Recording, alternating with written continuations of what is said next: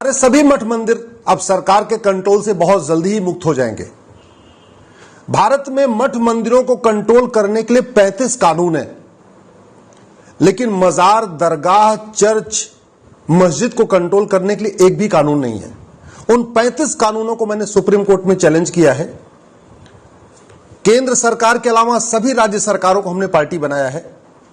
आज supreme court में सुनवाई के बाद सुप्रीम कोर्ट ने केंद्र को और राज्य को 4 सप्ताह का समय दिया है।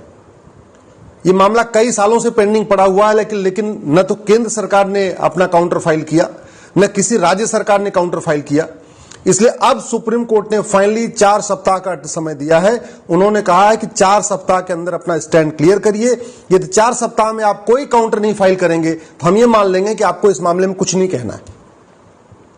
हमने अपने पीआईएल में कहा है कि मठ मंदिरों को कंट्रोल करने के लिए 35 कानून चल रहे हैं भारत में, लेकिन मस्जिद और चर्च को कंट्रोल करने के लिए एक भी कानून नहीं है। 4 लाख मठ मंदिर सरकार के कंट्रोल में है, लेकिन एक भी चर्च और एक भी मस्जिद सरकार के कंट्रोल में नहीं है। मठ मंदिरों की 1 लाख करोड़ की प्रॉपर्टी पर सरकार ने कब्जा किया हुआ है, लेकिन मस्जिद या चर्च की 1 रुपए की प्रॉपर्टी पर सरकार का कंट्रोल नहीं है। ये मठ मंदिर हमारे धार्मिक आस्था के केंद्र ही नहीं है, बल्कि यहां पे हमारा कल्चरल डेवलपमेंट होता था। मठ मंदिरों में बैठ के हमारा कल्चरल कैसे डेवलप किया जाए उस पर चर्चा होती थी। जहां मठ मंदिर होता था वहां एक हमारा गौशाला होती थी। जहां मठ मंदिर होता था वहां एक हमारी व्यायामशाला होती थी। जहां मठ मंदिर होता था एक हमारी विवाहशाला होती थी। जहां जहां मठ मंदिर होता था वहां एक गुरुकुल होता था, एक वैदिक स्कूल होता था। तो अगर ये 4 लाख मठ मंदिर हमारे फ्री हो जाए तो हमारी 4 लाख नई गौशाला बन जाएगी। 4 लाख मठ मंदिर फ्री हो जाए तो हमारी 4 लाख नई व्यायामशाला हो जाएगी, जहां लोग युवा आके व्यायाम करेंगे। ये 4 लाख अगर मठ मंदिर फ्री हो जाए तो 4 लाख नई यज्ञशाला बन जाएगी, जहां लोग आके यज्ञ करेंगे। 4 लाख अगर मठ मंदिर फ्री हो जाए तो हमारी 4 लाख नए विवाहशाला बन जाएंगी, लोग आके अपना विवाह करेंगे, शादी विवाह करेंगे, रिश्ता तय करेंगे। ये 4 लाख मठ मंदिर हमारे फ्री हो जाए तो 4 लाख नए गुरुकुल बन सकते हैं।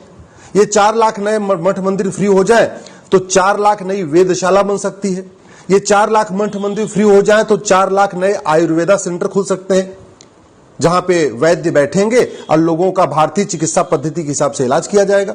अभी तो सारा का सारा एलोपैथ ने पूरा हाईजैक किया हुआ सिस्टम का, और एलोपैथ के इलाज का नतीजा है एक बीमारी ठीक होती, दूसरी बीमारी शुरू हो जाती है। डायबिटीज की दवा देते हैं, किडनी खराब हो जाती है। ये सिचुएशन चल रही है। इसलिए अब हमें ऐसे लग रहा है कि हमारे मठ मंदिर फ्री हो जाएंगे। अक्टूबर में इसकी फाइनल हियरिंग होगी। कोर्ट ने बोला है हम अक्टूबर में इसमें फाइनल हियरिंग करेंगे। कोई केंद्र सरकार अपना जवाब दे या न दे, राज्य सरकार जवाब दे या न दे। अभी हो क्या रहा है कि दिल्ली में कालका जी का मंदिर कंट्रोल में है, लेकिन यहां पे जो मस्जिद है बड़ी सी लाल किले के पास, जामा मस्जिद, वहां सरकार कंट्रोल नहीं है। राजस्थान में पुष्कर जी का मंदिर सरकार के कंट्रोल में है, और भी जितने हमारे वहां खाटू श्याम का मंदिर है वो भी सरकार के कंट्रोल में है। जितने बड़े मंदिर सरकार के कंट्रोल में है, लेकिन अजमेर शरीफ की दरगाह सरकार के कंट्रोल में नहीं है। कश्मीर में वैष्णो देवी जी का मंदिर सरकार के कंट्रोल में है, लेकिन वही हजरत बल की दरगाह सरकार के कंट्रोल में नहीं है। आंध्रा में देखिए तिरुपति बालाजी का मंदिर सरकार के कंट्रोल में है, और वहां दुनिया भर के चर्च है और मस्जिद है, एक भी सरकार के कंट्रोल में नहीं है। केरल में पद्मनाभ स्वामी सरकार के कंट्रोल में है, वहां कई सारे चर्च है, मस्जिद सरकार के कंट्रोल में नहीं है।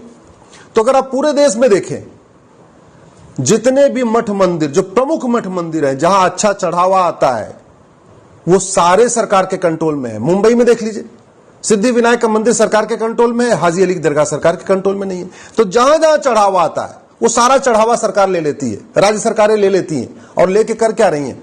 पॉलिटिकल पार्टियों का वहां सेंटर बना हुआ है। हमारे मठ मंदिर इस समय पॉलिटिकल पार्टियों के सेंटर बने हुए हैं। वहां पे नेताओं ने अपना कब्जा किया हुआ है। बेचारे जो वहां पे पूजा पाठ करते हैं वो तो वहां असहाय हैं, वो तो देख रहे हैं। आप हिमाचल में देख लीजिए, ज्वाला जी का मंदिर सरकार के कंट्रोल में है, और भी जितने भी हमारी माताओं जो देवियों के मंदिर सरकार के कंट्रोल में। कलकत्ता में यही सिचुएशन है। उत्तर प्रदेश में देख लीजिए, विंध्याचल का मंदिर सरकार के कंट्रोल में, काशी विश्वनाथ सरकार के कंट्रोल में है, मथुरा जन्मभूमि सरकार के कंट्रोल में है। तो पूरे देश में जितने हमारे प्रमुख मठ मंदिर हैं, जहां ठीक ठीक से लोग आते हैं दर्शन करने, चढ़ावा देते हैं, वो सारे सरकार के कंट्रोल में है। और इसकी वजह से बाकी जो हमारे मंदिर है वो अव्यवस्थित हो रखे हैं।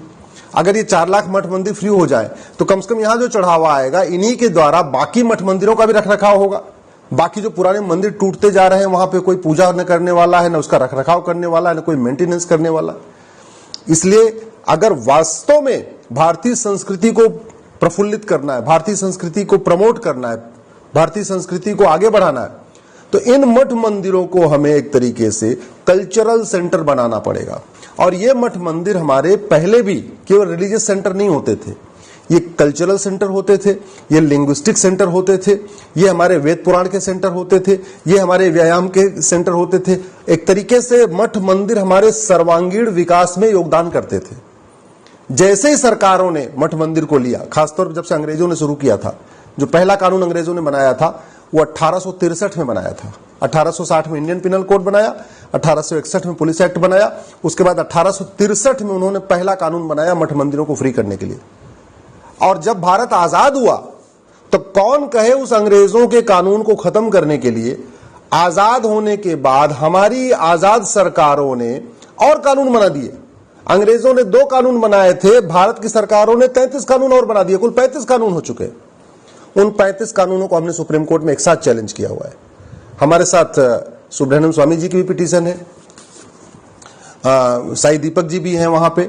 ऐसे कुल मिला के 6 हमारी याचिकाएं हैं, 6 याचिकाओं पे एक साथ सुनवाई हो रही है और हमें पूरा भरोसा है कि सुप्रीम कोर्ट हमारे साथ न्याय करेगा।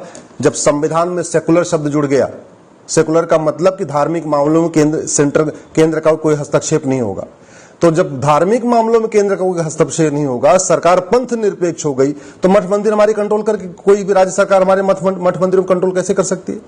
और कॉन्स्टिट्यूशन का आर्टिकल 27 साफ साफ कहता है कि धार्मिक आधार पे किसी से कुछ वसूला नहीं जाएगा, लेकिन हो एकदम ठीक उल्टा रहा है।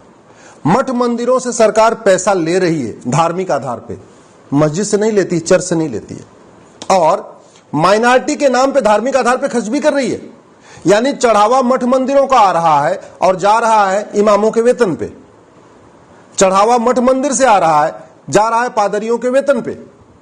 कुछ राज्य सरकारें पादरियों को सैलरी दे रही हैं, कुछ राज्य सरकारें मौलवियों को सैलरी दे रही हैं, इमामों को सैलरी दे रही हैं। तो हिंदुओं के साथ एक तरीके से एक सौतेला व्यवहार हो रहा है।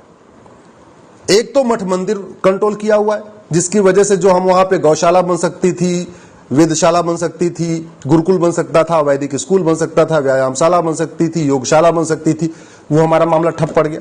दूसरा, उसी पैसे से माइनॉरिटी के नाम पे अल्पसंख्यक छात्रों को वजीफा दिया जा रहा है, मौलवी मौलाना को वेतन दिया जा रहा है, तो एक तरीके से कन्वर्जन भी कराया जा रहा है। हो क्या रहा है, एक गरीब हिंदू रहता है, उसके बगल में गरीब मुस्लिम रहता है, गरीब ईसाई रहता है, तीनों बच्चे स्कूल में जा रहे हैं, तीनों की सिचुएशन एक जैसी है।